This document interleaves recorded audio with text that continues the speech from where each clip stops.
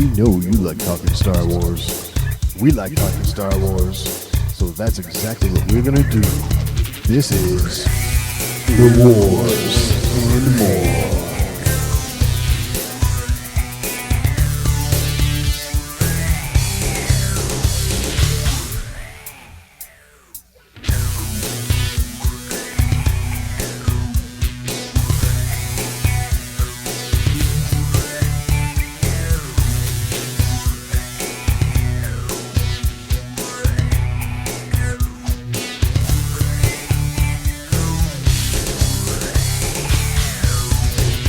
Alright, well, the Rise of Skywalker front still staying pretty quiet, but with Galaxy's Edge, Jedi Fallen Order, there's still lots of stuff to talk about. This is The Wars and More. I'm Joe, and of course with me is my good buddy Doug. Hey Doug, how you doing this week? Doing pretty good, Joe. How are you doing? I'm doing all right. Can't complain.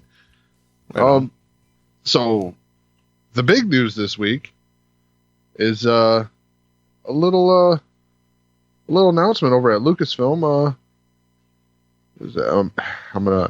Everybody knows, disclaimer, I'm terrible at names, so if I get it wrong, sorry. But Lucasfilm has named Michelle Raywan Senior Vice President of Live Action Development and Production. So, First off, let me say, is this a new position? You know, I don't know. I've never heard of the position before, so I can only assume that it is. I haven't heard that anyone else has stepped down from the position. Right, and that's why I say that. I haven't heard anything of anyone leaving this position or anything like that, so I can only assume that this is a new position. Right. And I would venture to say that this is a new position given the amount of live action Star Wars that is in production, that has come. You know, so it's I think given the amount of that, it garners someone to oversee it. Right. So and that's kind of the talking point we've been hearing, right? Someone to oversee the live action Star Wars.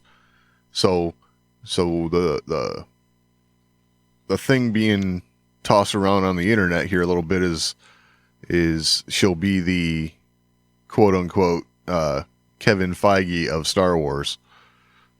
So how true that is, we don't know. So I would say from what I've seen people tossing around, and this is not like me seeing a bunch of credited sources saying this from someone at Lucasfilm. Right. But what I've seen being bandied about is that there's just a lot of logistics that's going into all this. Okay. And someone needs to be in charge of like all of it in order so stuff doesn't cross, and so they can kind of have a singular person kind of directing where everything's headed. Right. Because there's going to be more than one studio involved at a time now. Right. Yeah. Where was it they were making the move to? They were moving away from doing everything at Pinewood in England because Star Wars has gotten so big. Right. And with Marvel being so big, they couldn't do everything at Pinewood. Right. So there's a lot of, like I said, I'm not well versed in the business exec world. Yeah, nor am I. And most people talking about this right now, I don't think they are either, really. So, and I think that's why everyone's jumping to that conclusion, that this is going to be that type of position, the Kevin Feige style position. Well, and I think a lot of people initially latched onto this president, senior vice president of live action development, and they stopped there. Right. Right. And everybody's like, oh, this is the person who's going to be making the final say on everything that's going into every story. And I don't see that, because it's not like they're dissolving the story group. It's not like, there's still going to be the story group, of course, the writers and the producers and, directors. So I don't think this is like a, trying to put like you said, a Kevin Feige or a George Lucas in there. Right. That's not what I'm gathering out of it. What I'm gathering out of it is this is someone to handle how everything's scheduled and how everything works. Yeah. I kind of agree with you. I've been hearing a lot of talk about, this is something that a lot of fans have been asking for, right? Is a singular mind to oversee the production of new Star Wars, right? And I don't know if this is going to be like the front end of it, the storytelling part, or more likely the back end of it, all the production and all the logistics and all that. But, if it's the back end of it, right? Looking into her background probably makes a lot of sense. Right. If it's the front end of it, the storytelling part, as far as, Star Wars credits, there's, The Force Awakens and The Rise of Skywalker, basically. Right. So, this is from what everyone's been saying, this is a position that they were all, everyone's been hoping that Dave Filoni would fill, and if it's the front end part, yeah, we would like to see somebody like Dave Filoni. If it's more the logistical, back end side of things, stuff that, we as moviegoers don't really see, then, it's probably a, perfect call. And who knows? I haven't read this anywhere yet. It's not in, Kathleen Kennedy's statement anywhere, but, she might be like the biggest Star Wars fan ever. We just don't know it because none of us have really heard of her. So, yeah, I mean, we've seen her in pictures a lot lately, right? And seeing this announcement, given the amount of exposure she's been getting, it's really not that surprising. Because when you look at how many times it was like her, J.J. Abrams, and Kathleen Kennedy, it's like, well, this makes sense. She's obviously been up and coming. Right. And we say obviously in hindsight because... because no one saw it coming down the road. Right? Because as it was all going on, it was kind of like, okay, yeah, obviously this is someone that's close to them. Right. And does a lot for them. And that's why I say it's probably a lot of that back end thing, the scheduling, things like that, because if you look at her list of credits, she's been like an assistant to JJ a lot. Right. And, that would really cater to those kinds of titles. Right. Producers. Producers deal with a lot of that. Yep. Co-producer, system producer. Yeah, that kind of thing. It's because producers aren't usually super involved in like the story. Right. Producers are involved in, making stuff happen. Yes. Yes. You're having a problem getting something going you're calling a producer. Yep. Now, so this there's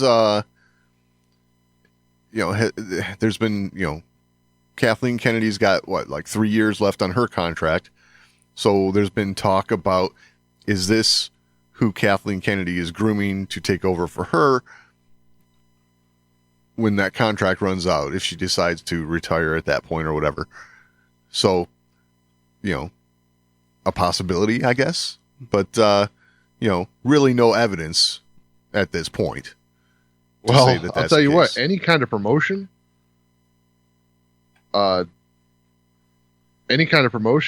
into a senior vice president position, that person is definitely someone to keep an eye on for future promotions. Absolutely.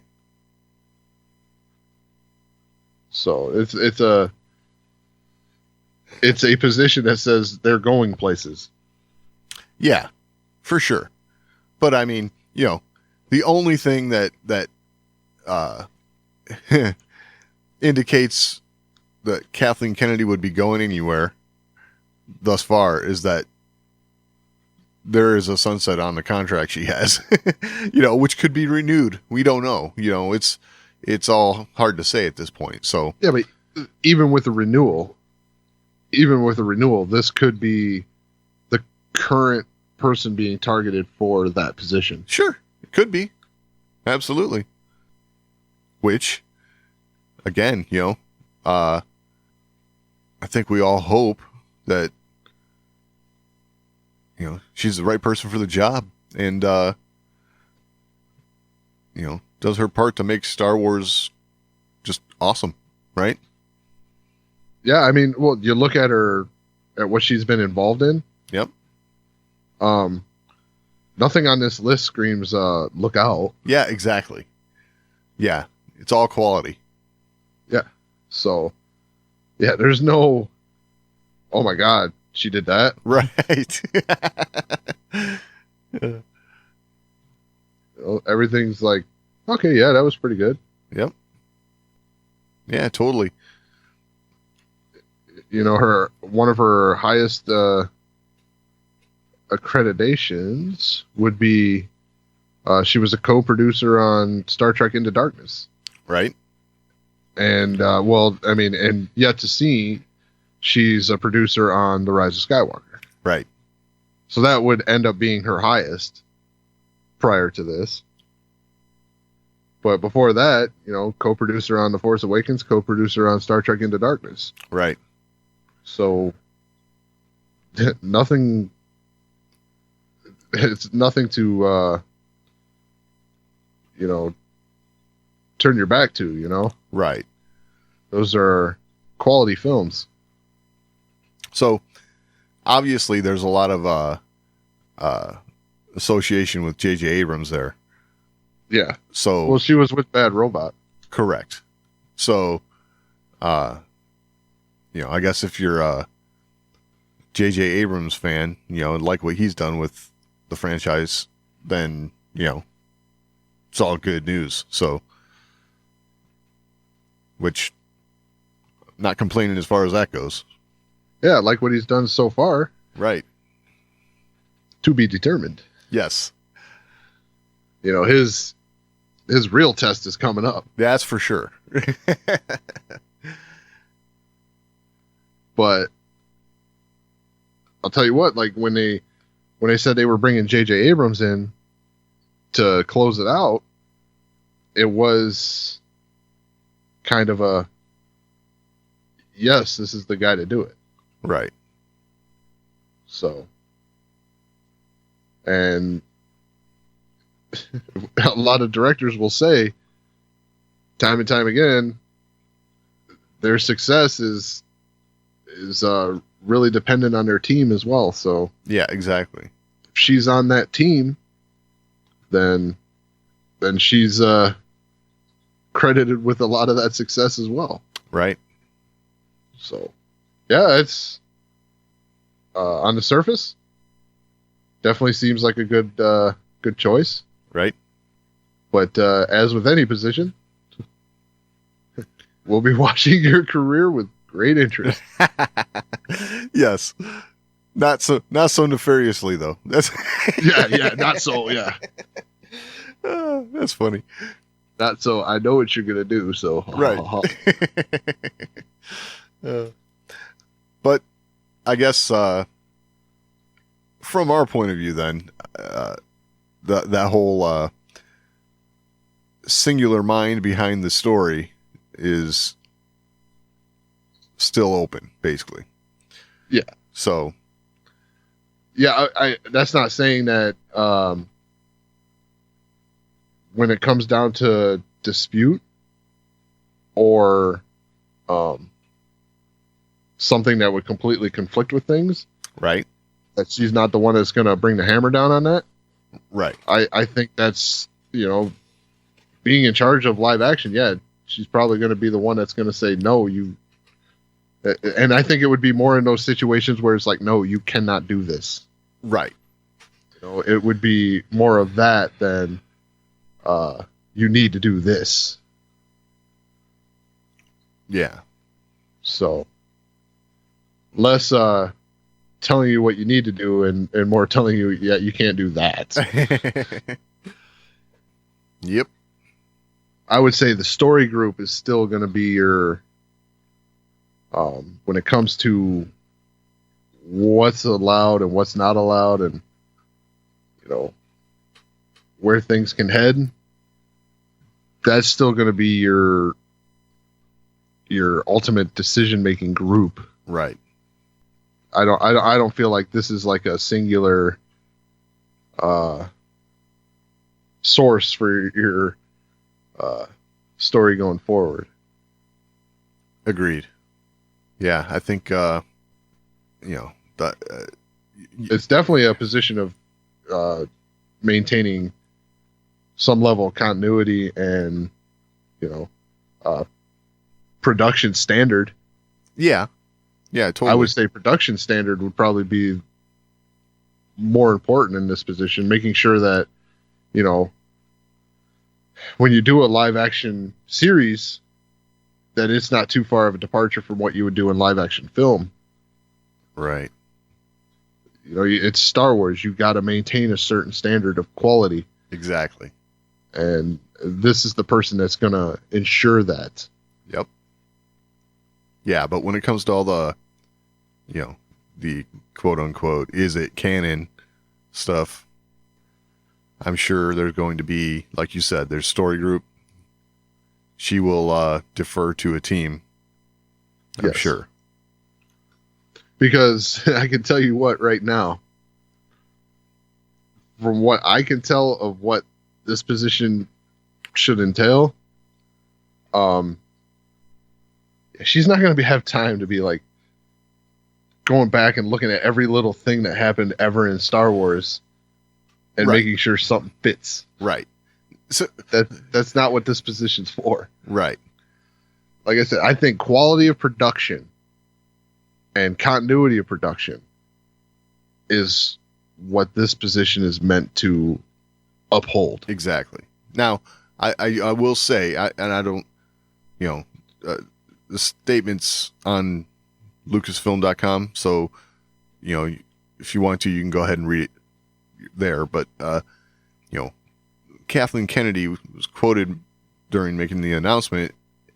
She really didn't mention Star Wars in the announcement. She talked about, what a good job that Michelle's done on other projects in the past and is currently doing. And, she thinks she'll be a good fit for the role and this and that, talks about creative abilities and things like that. And, some people seem concerned about the fact that, her love of Star Wars wasn't mentioned in there. But if you and I are correct, that's going to be less important in this position. Yeah, I mean, because the quote that I latched onto from Kathleen Kennedy. Yep. Was, her creative skills, of course, and her ability to manage the complexity surrounding these massive projects. Right. So, like I said, she's going to be the one, kind of maneuvering everything into position so these projects can be a success. Yes. Making sure, like with Solo, for example, making sure production stays on task. Right. Making sure you're... I like that one. I got to say, I like that one because it's almost like maybe if there was somebody in this position before, maybe that wouldn't have gone as far as it did. Right. Right. You would have identified and I'll say it, quote, creative differences. Right. Sooner. Yes. And this creative differences thing has been something that has come up a lot. It has, yes. In recent days, because it happened with Colin Trevorrow. Right. And and that's for a project that she's now involved in. Right. So I think this is someone who's going to be there to identify these problems, and not only identify these problems, but be able to properly identify who's the right fit to be doing this in the first place. Yes. Who is sharing our vision? Absolutely. Like, you want directors who have a vision, but you want it to also line up with, it's Star Wars. There is a expectation. Right. And I mean, what were the names of the guys that were involved with Solo to begin with?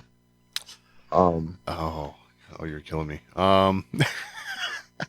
Yeah. Lord and Miller. There you go. So I think when they announced Lord and Miller from the start of that project, the entirety of fandom kind of raised an eyebrow and went, huh? Yeah. And in the end, we were all like, right, Yeah. Yeah, really.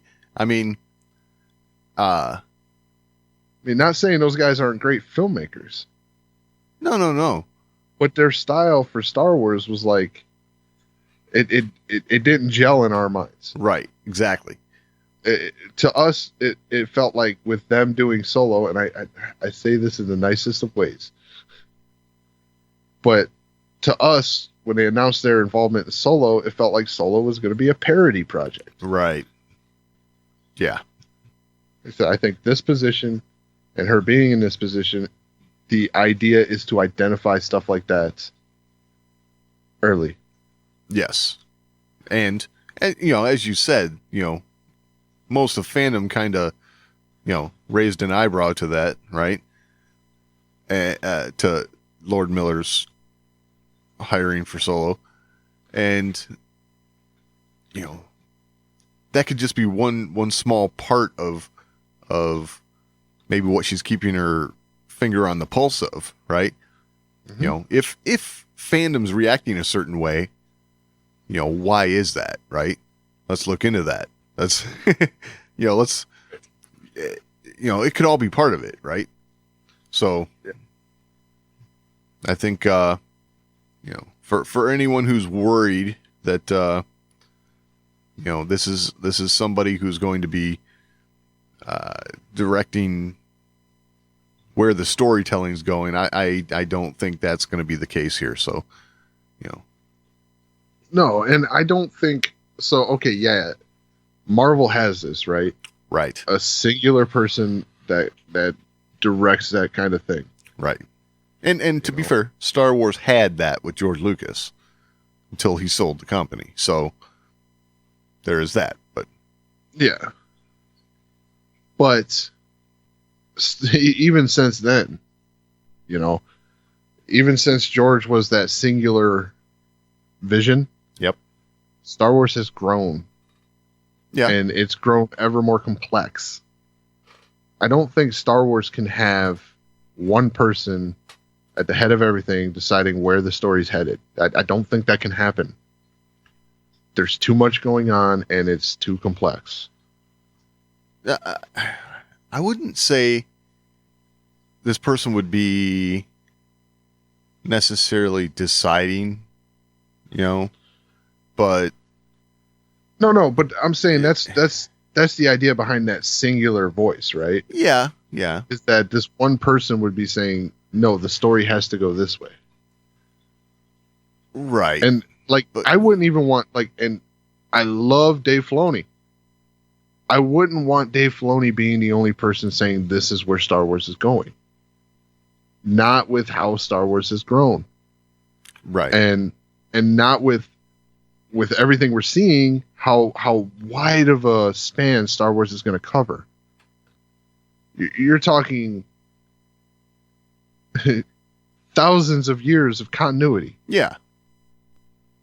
So I think one person making that call, that's a bad idea. What I hope that we always have, though, which I think we will, is all of the creatives involved in making Star Wars are fans of Star Wars. So we have been lucky to have that thus far, and I hope that continues in a big way. Yeah. I mean, we'll see. I mean, now that she's here, I'm sure we'll hear a lot more from her. Yeah, true. Yeah. So, yeah, we'll find out, right? That's for sure. Is she a fan? Is she not a fan? I mean, I would venture to say, with the way they've done things, she's probably a fan. Oh, I'm sure she's a fan. And I just don't think that it's necessary for her to be as big of a fan in that position as a lot of people might be thinking it is. So, right. Necessary. Now, I will say this in reference to her fandom. Yeah. While I was scurrying to try and find out more about her today. Yep. Before we talked, I did stumble across a picture on Twitter. Yep. Of her at a baseball game. Okay. Star Wars night. Oh. Right on. It looked like she was having a damn good time. Well, so that's good. That's good because that's the kind of thing that we as Star Wars fans do. So yep. That's good to hear about. So I like it. So there's at least some credibility there. Just yeah. But I mean,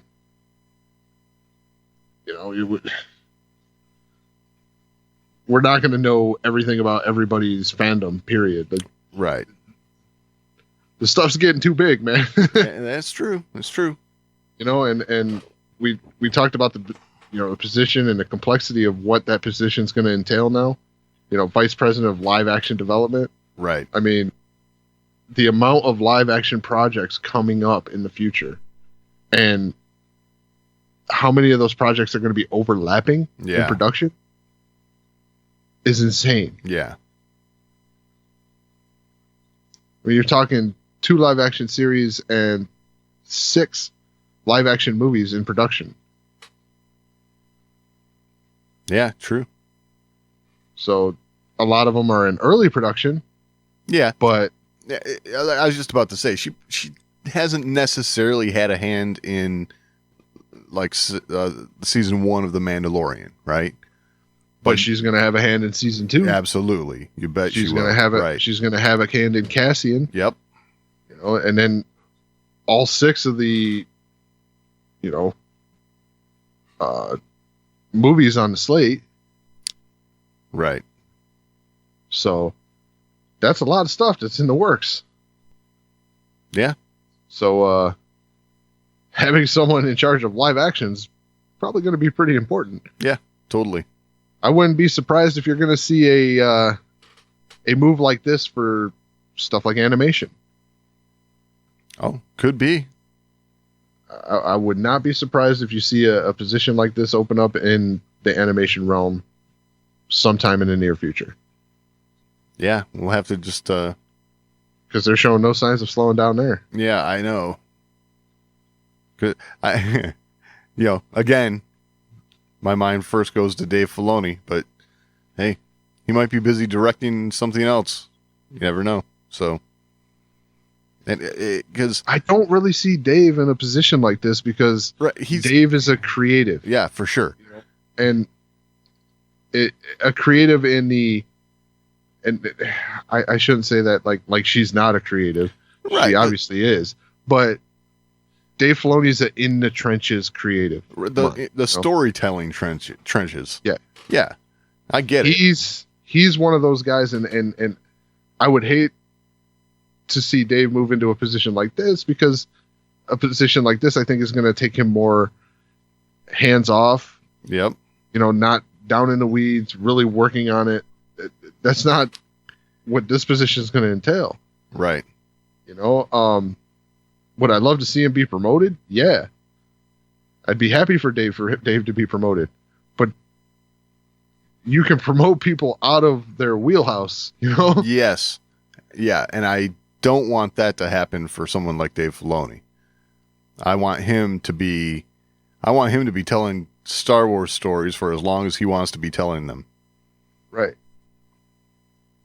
And Michelle here sounds like she's very, very good at the management aspect of this. Right. And you want people that are good at that being promoted to these positions. This is how this all works. Absolutely. Because someone like her is going to allow someone like Dave Filoni the room to be a creative storyteller in the Star Wars universe, which is what we all want. Yeah. She's going to be the one that's going to be making the job of the people down in the weeds. She's going to be the one making their job easier. Absolutely. And making sure everything that they need is available to them. Yep. So that's what good producers do. Yeah, absolutely. Well, so all in all, sounds to me like I think we agree. It's all positive so far. So definitely, like I said, on the surface, seems like a good move. Right. So we'll see. Have something to add to the conversation, or you just want to let us know how we're doing? Email us, show@thewarsandmore.com. That's the best place to get in on the action. But if social media is a little more to your liking, @TheWarsAndMore on Twitter is always a good place to interact with us. And we're also on Facebook, facebook.com/TheWarsAndMore. And of course, your portal to this and everything else, The Wars and More, is thewarsandmore.com.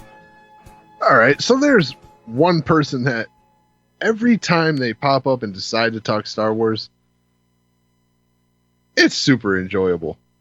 Like, there's a couple people that are like that, but I think Samuel L. Jackson is, it's just really fun because he kind of has this marketing strategy for himself. Right. And he sticks to it. Yes, he does. So, Sam Jackson was on The Late Show with Stephen Colbert, and, in promotion of the new Shaft movie. And, as always, we say it every time, right? Whenever you get an actor who played in Star Wars and they're promoting something else, Star Wars is always brought up. So, here we have it again. But what's that? To interject there. Yeah. Normally, Star Wars is always brought up. Yes. But normally, Star Wars is brought up by the host or the interviewer or whatever. Well, it was. But Star Wars was not brought up by him. True. Good point. This is a Good different. Point. Yeah, it's a different tech. Yeah. I think he was fishing for this, but you're right. Yeah. Well, yeah, I'm sure he was fishing for it because this has been his marketing strategy, but yeah. True. But normally it's brought up by the host or the interviewer or whatever. Yeah, you did Star Wars back in. Right. And it usually goes that way. It's not too often that the actor themselves brings it up. True. And Sam seems to always bring it up. So, all right, here we go. Check it out. Is there a character you'd like to go back to that you haven't had a chance to? I'd really love to give one more run at Mace Windu in Star Wars. Now,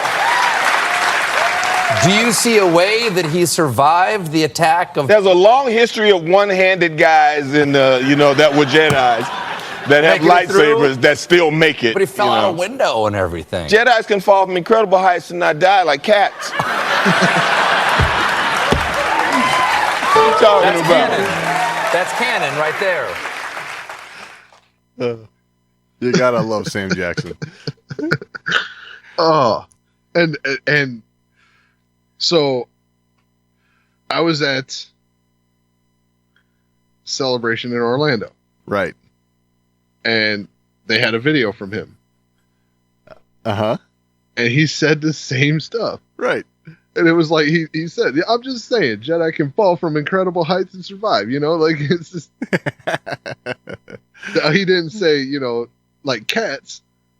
That was a little, addition. Right. But this is a line that he has used over and over again. Like, look, everybody at Lucasfilm Creative, like, this guy really wants to do it. Yeah, absolutely. I mean, I think he needs to incorporate some further evidence into his marketing strategy here for, his return as Mace Windu. Darth Maul, cut in half, right? Returned in the Clone Wars. And on to Rebels. Not only cut in half, but cut in half and fell from great heights. Woo! Yeah. Fell from great heights. Yes. So, Emperor Palpatine thrown down this reactor shaft or whatever, and what do we hear? Yeah, he's laughing in the trailer. He's laughing in the trailer for The Rise of Skywalker. So, I think he's got a great point. I think we need to see Mace Windu back. Maybe he's going to come back and finish the job. Ooh. Yeah, I doubt it. Yeah, me too. But yeah, I'd like to see him come back and, kind of carry that Sam Jackson attitude. Right. Yeah. There's no more Jedi Order, so yeah, you don't have to adhere to all the rules, I guess. Right. Like, I'm just saying, like, Samuel L. Jackson is like if you need an actor to come in and play a character who is gonna be pissed off and really convey that well, this is the guy for the job. Yeah.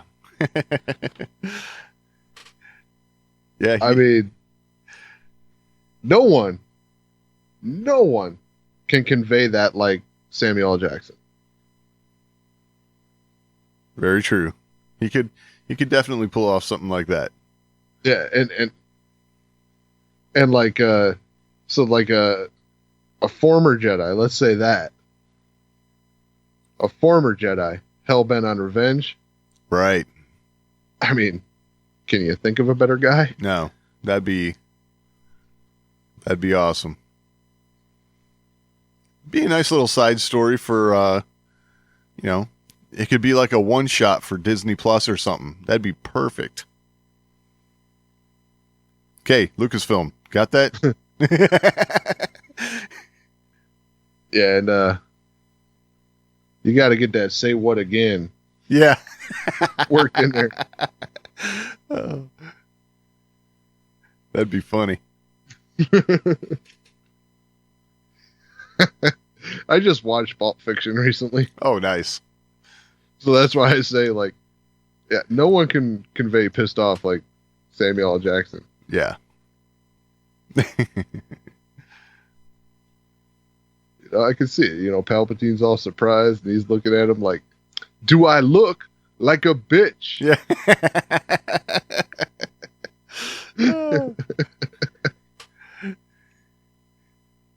Yeah. You threw me out the window with lightning. Yeah. So, yep. Make it happen. So, I'm going to take a little detour here. Okay. And I mentioned that I was at Celebration Orlando. Right. Well, I was also at Celebration Chicago. Right. And the attendance numbers have come out for Celebration Chicago. Okay. And I found this to be exceptionally interesting. Okay. So the total attendance for Celebration Chicago was 65,000 fans. Now I'm guessing that's a rounded number. Uh-huh. Yeah, it's a pretty round number. So, Yeah.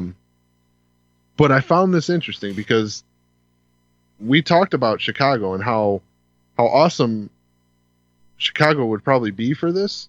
Right. Because of its central location. Yeah. Yeah, totally. Well, and not only that, but it was a 5-day event. Yes. But Orlando still holds the record for attendance. Really? Yes. Orlando was a 4-day event. Okay. And it still owns the record with over 70,000 attendees. Wow. So I found that to be kind of surprising. Just because of the 5-day event and the central location. Right. The central location, we really honed in on that. Yeah, leading we did. up to it. Totally. Like it was, is what basically everyone from the Midwest was hoping for, right? Right. So I'll say this, Midwest, you didn't make a good case. So there's a couple different factors here I'm thinking of, right? So for, I'm thinking of myself, right? So if I were to be going to a celebration, if it was, adjacent in time and venue to a theme park, right? So if I could make it a 2-week vacation, spend a week of it doing celebration, spend a week of it doing the theme park, it kind of makes it a bigger ordeal. I mean, like a larger vacation on a whole, right? Something, you can kind of combine to do together. Right. So I was thinking maybe that had something to do with it. But my other thought, though, was weren't most of the days sold out other than the Monday? Yeah. So maybe this has got something to do with the size of the venue, too. It could play a part. Yeah, I'm really... That did kind of confuse me a little bit. Now, I almost wonder if maybe given that it was a 5-day event, maybe they limited ticket sales more than they probably should have. I mean, yeah. But then again, I mean, it was pretty damn busy in there. Yeah. So there were a lot of people. So I mean, that also what also plays a role there is, it's 65,000 fans total. Right. Right. So I'm assuming you can't count a 5-day pass holder as an individual fan each day. True. I don't know how this works. Yeah. Yeah, they'd have to define how they came up with this number. Right. Because 65,000 fans. Well, I mean, if you counted me 5 times, that's not 65,000 fans. Yeah, exactly. So, yeah, I'm curious as to how that works. Right. And like, were there more 5-day passes available this time than normal? And that factors into it. It could. Yeah, because if the accounting was done to where a 5-day pass was counted once, but there were more available in Chicago, you might end up with a situation where there was actually more people there, but it was counted differently in Orlando. So, it's It's hard to say. Yeah, because sold out is sold out. You know, you can't Right, exactly. can't get more if it's sold out. Like, Yeah. I don't know. Interesting. Don't really though. know how that works because all 4 days. So Thursday. Now, I if I'm recalling correctly, I believe Thursday was limited more so than in the past because it was a preview day. Right. And the idea was for it to be the people who went to this preview day would have like an exclusive access to the show floor. Okay. Because there were no panels that day. Right. None. So the only thing you were doing on Thursday was buying crap. Doing autographs, things like that. Right. So that may play a factor. And with Monday attendance being down, that could count for that lapse. Yep. Because if I remember right, Orlando was at capacity all 4 days. Okay. Sold out. Interesting.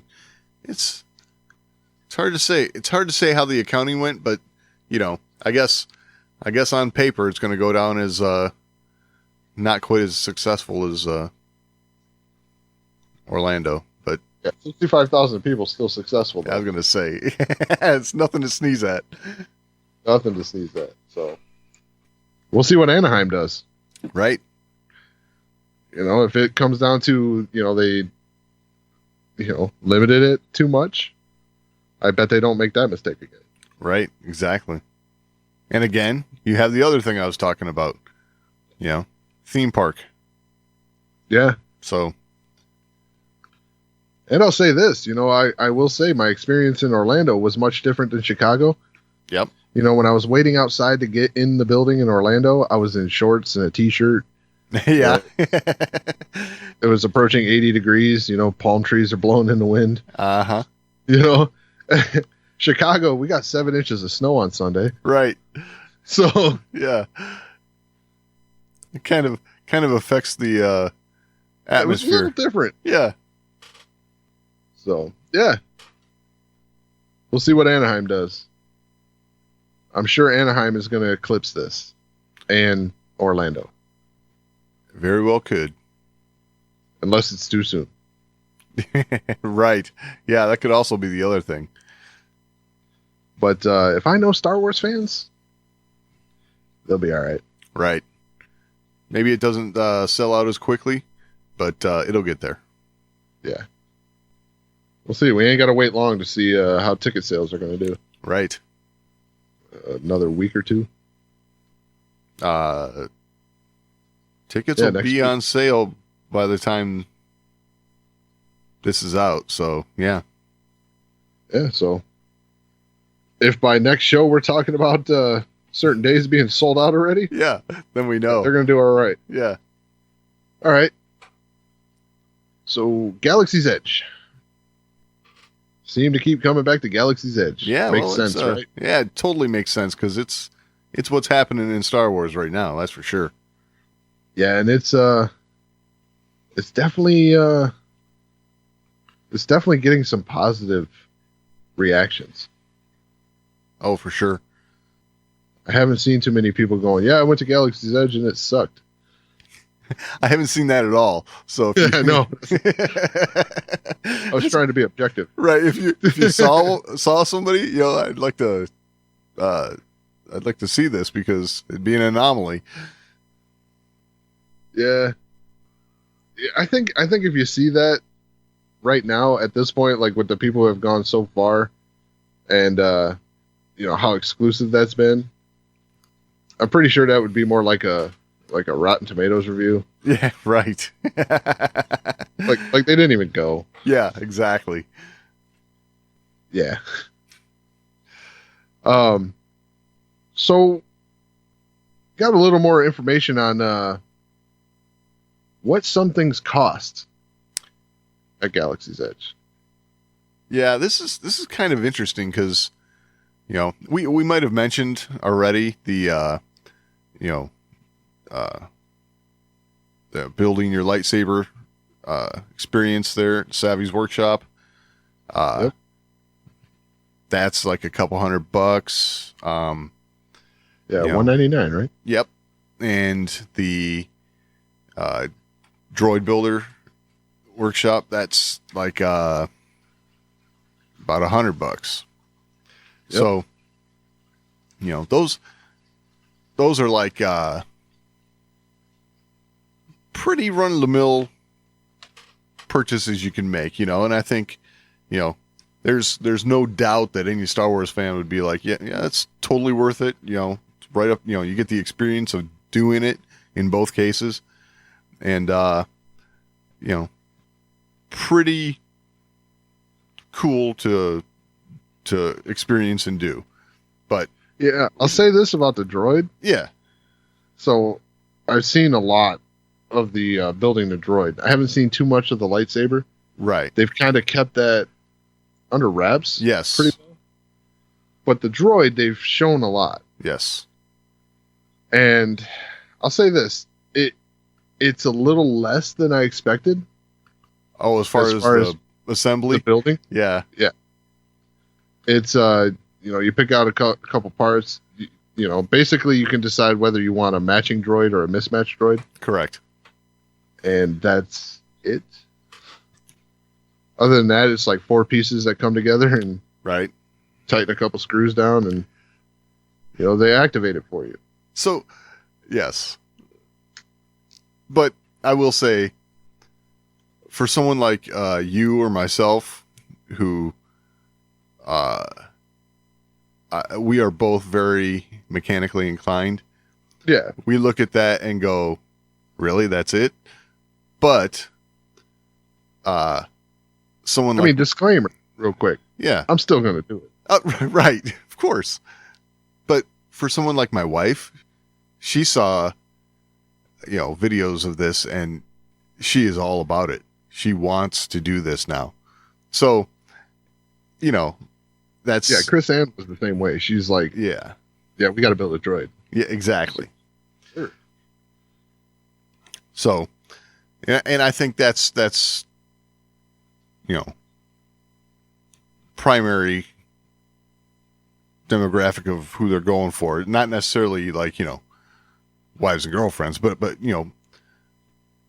it's a building experience where you don't have to have a whole lot of technical knowledge, right? So it's got to be appealing to kids. Yeah, exactly. Yes. Things like that. To everybody. Like, of course, me, I'm a mechanic by trade for a living. Right. And I look at that and go, wow, what, 2 screws? Yeah. Like my first thought was, whoa, that's a brain buster if I've ever seen one.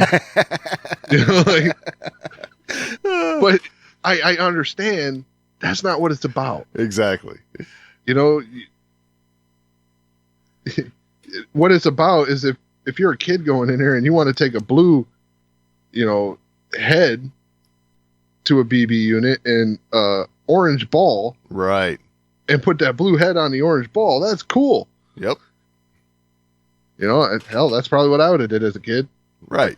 I don't want my droid to match and look like everyone else's. I want my droid to be my droid. Right. Heck, if I can pick 2 lower shells that are different colors, I'm doing that. Right. So give me some blue and yellow ones, man. Go blue. Nice. So yeah, that's those are things we mentioned before. Right. And I think the kind of thing that most people are going to partake in. And so we've seen some other things that you can purchase around Galaxy's Edge that maybe we all dream of a little bit, right? So things, for instance, like Kylo Ren's helmet. And this appears to be a pre-smashing version. Well, that's good. Yeah. $750. Wow. Uh, Does it give me the ability to stop a blaster bolt? I don't think so. Oh.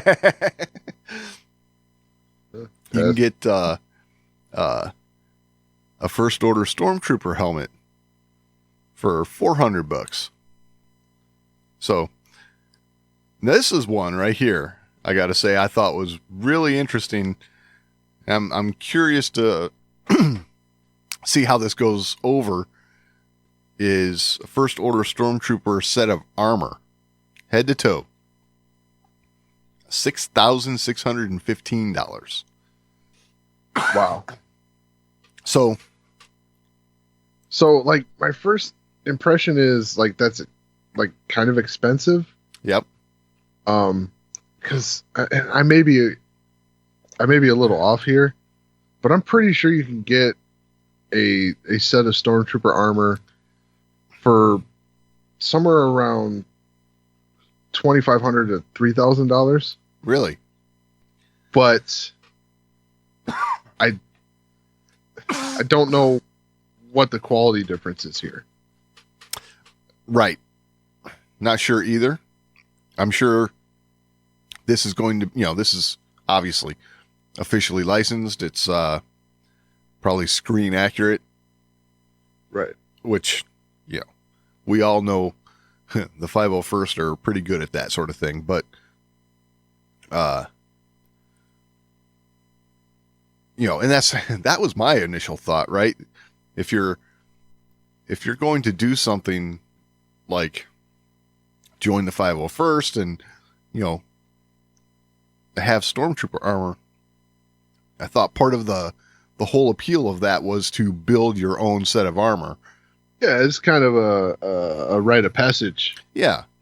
Into something like the 501st. You put the time in. Absolutely. So, but not everyone is in the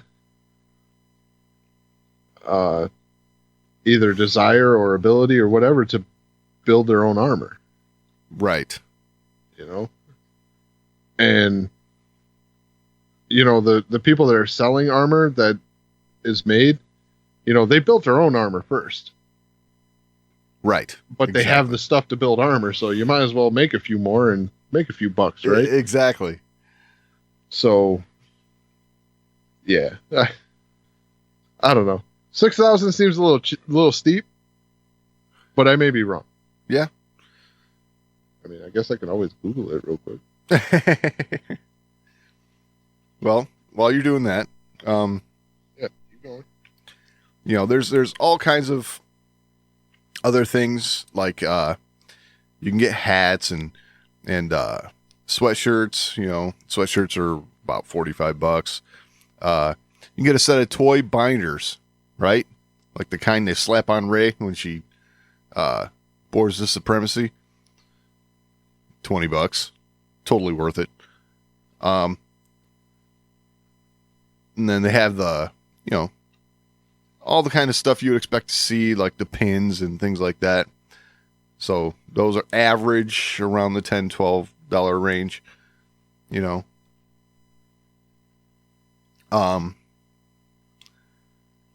The one thing that really struck me was that you could actually get a full-size remote control R2-D2. And that sucker is going for $25,000. Yeah. Now, I have heard reports that these have been purchased. So, don't underestimate Star Wars fans. Oh yeah, that's a given. Right. Now that you say that they've been purchased, I guess I can't liken it, like make the comparison I was going to make, which is if you go to Magic Kingdom in Orlando, right? All right, there is a store in there that's it's all crystal, like they do sculptures in crystal. Yes. Right? Every time I've been there, and who knows? Maybe they've sold these and I just didn't know it.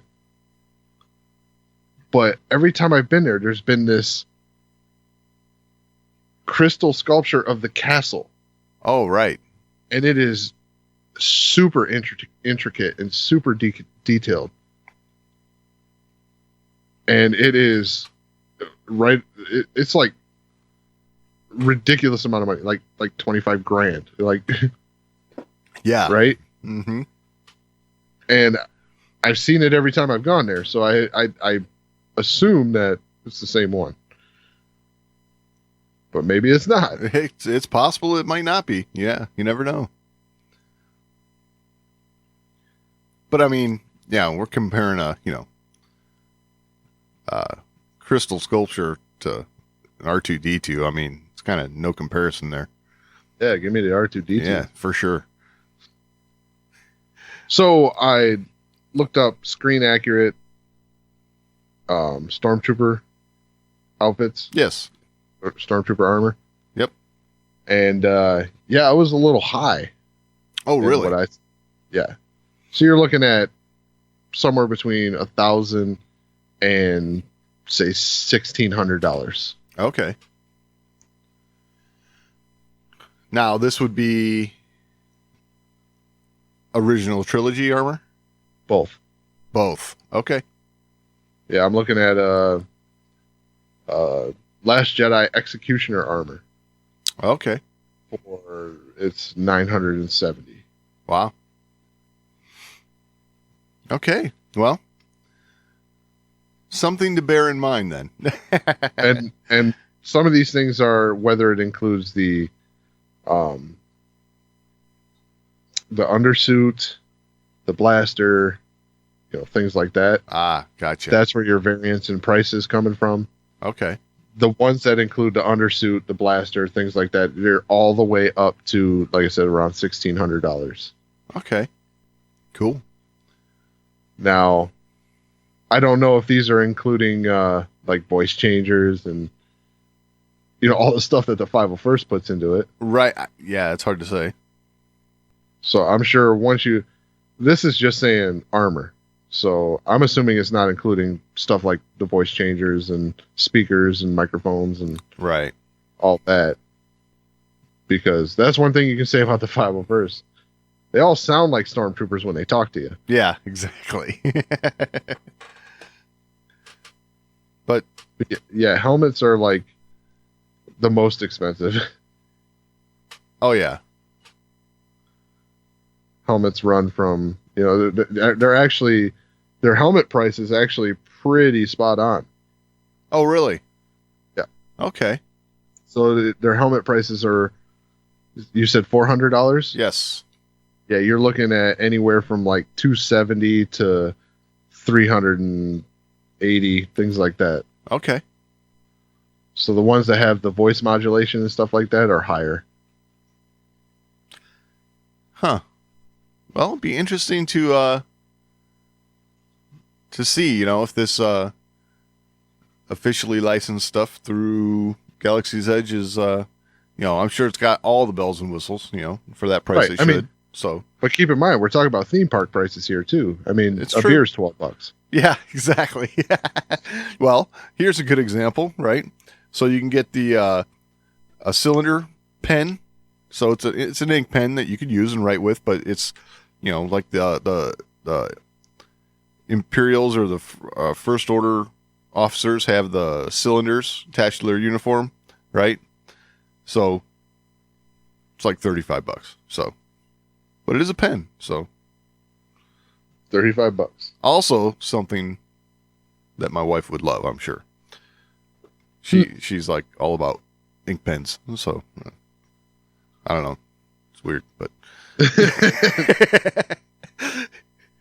so yeah, just interesting. I mean, some of the things that you can. If she's listening, I'm sure he didn't mean weird.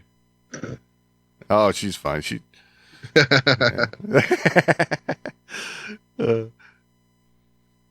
Hey, just because she loves it doesn't mean I have to understand it, right? So that is the 100% truth and the Yes. secret to happiness. yes. So, yeah, interesting. I mean, you can go in there and when it comes to the merchandise, you can go small or go all out. Second mortgage on the house. Let's go. I mean, Yep, took out a second mortgage.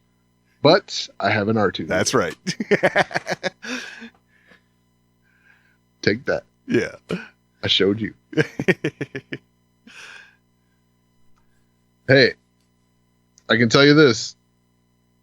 Everyone who bought that R2 unit, they're like, worth it. Yeah, totally. Yeah. All the rest of the neighbors are walking their dogs. You were just walking around next to R2 down the sidewalk. I mean, heck yeah. I'm not going to lie. That's always something that I wanted to build. Oh, sure. Like, I see those R2 units at the cons. Right. And man, they're so cool. Yeah, totally. Like, they can open up like when he gets electrocuted and all those flaps and everything open. Oh, yeah. They can open all that That's awesome. with a remote control. Yeah. I mean, the stuff that I've seen is absolutely incredible. Like, hats off to all the people involved in building those things. Because those things are freaking cool. Heck yeah.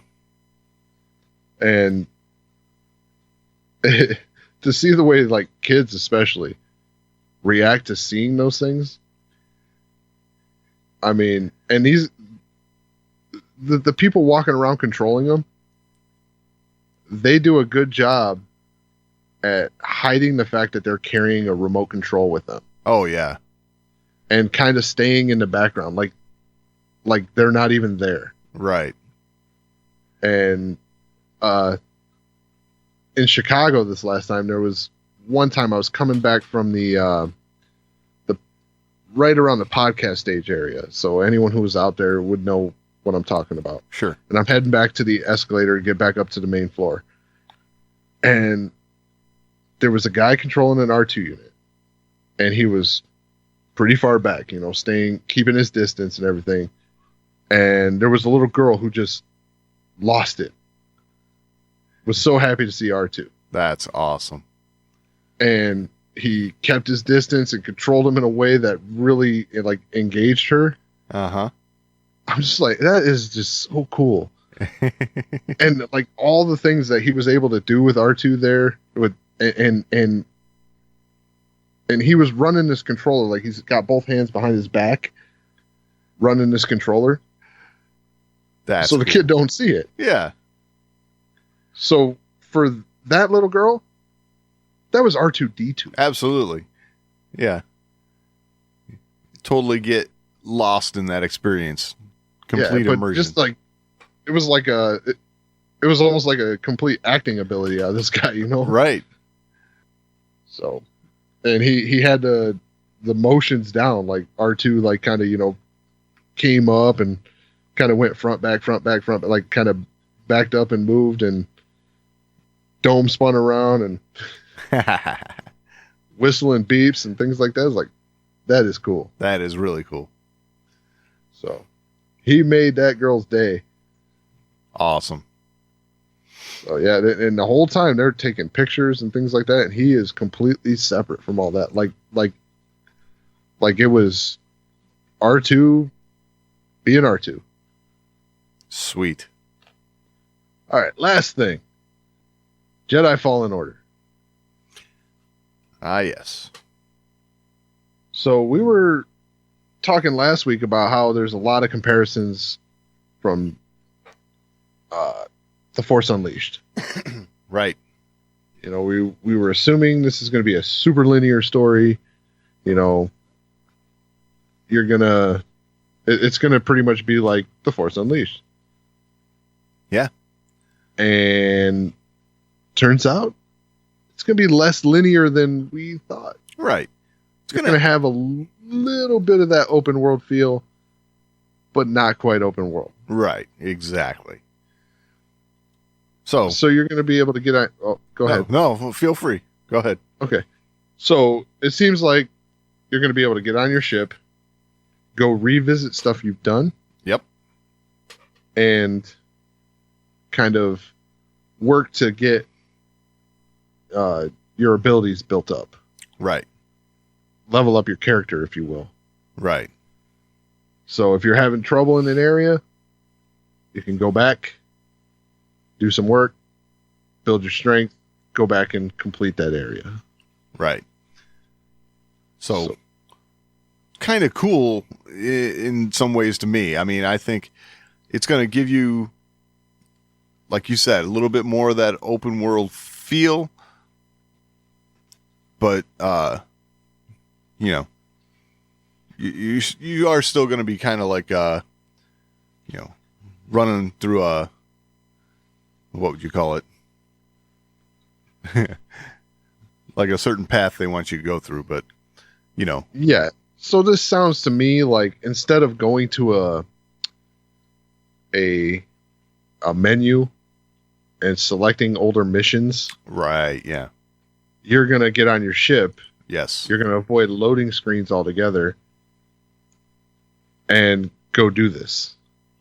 Like you're going to be able to go back to what you've already done in a more seamless manner. Right. So you're still going to be kind of playing the same things over again because they're saying you're not going to have side quests and things like that you can do. Which, to me, I'm kind of like, maybe if you go back to an area you've already done, maybe throwing in something like a side quest kind of deal would probably be more beneficial. Right. As far as, immersion in the game. As opposed to, okay, you can get on your ship and go do something you've already done. That's kind of less appealing. Yeah. I get the impression though that like, you know, maybe, you know, and I don't know how you're going to gain more abilities as the game goes on, but, the impression I got was that if you're just like burning through the game to get through to the next planet, you may miss some things that are kind of required for further along in the game. You might have to go back in order to progress further later on. So, yeah, but at the same time, so I don't like the idea of having to go back and play older missions in order to advance in the game. Right. So if I've already done something, I don't like the idea of being, and I'm not saying that this is the way it's going to go down, but it could happen. I don't like the idea of being forced to go back and play something I've already played just to get an attribute to move forward. Right. So I hope that's not right. Like I said, this may happen if you're burning through each level, so to speak. Right. But maybe if you take your time a little more with each level, maybe you can gain these attributes the first time around. I don't know. Which that would be good, because when I play a game like this, I tend to explore. Yes. And look for stuff. Because there's always little, I don't want to say Easter eggs, because it's not really Easter eggs, but there's always little things you can find along the way. So much to soak in visually, yeah. Yeah. So I always tend to kind of explore the map when I'm playing a game like this. But like I said, I just don't want to see it be, I get to a level and I have to go back and kind of grind it out a little bit just to get past that level. I will say if you are forced to go back for a certain force ability or something like that, then, you know, I would hope that they would have the forethought to actually make your second time around on a certain planet a different experience. Right. So, you know, I mean, if it's, because it almost seems like they're touting that as a feature in the game, not a something that's a detriment, right? So, right. I would hope that that's how it's going to be. So, Yeah, I don't want it to turn into a hack and slash grinder. Right. Where I have to go do this in order to advance. Exactly. Yeah, that's not what I'm looking for in this. I'm looking for immersion. Yes. And nothing's going to take me out of the story more than going back and having to play the story that I already played. Yeah. in order to continue in the story. Exactly. Like, that wouldn't feel very Star Wars. For sure. Yeah. You can't. Yeah. So we've seen in the trailer, right? You know, you meet Saw Gerrera for the first time, right? As his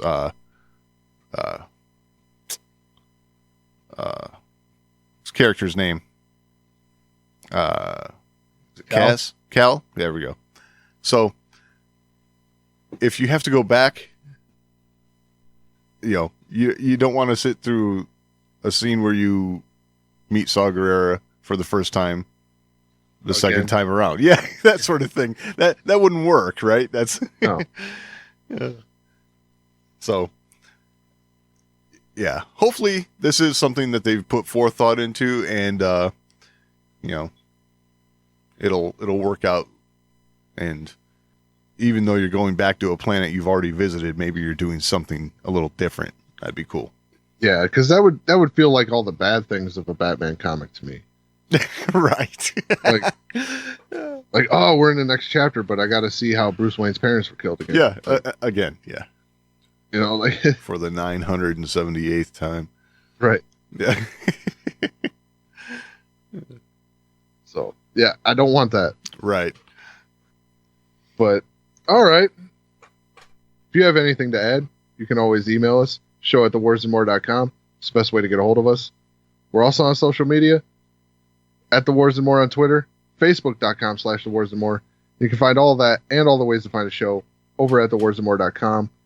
Any final thoughts this week, Doug? No, I think that about covers it. All right. We'll talk next week.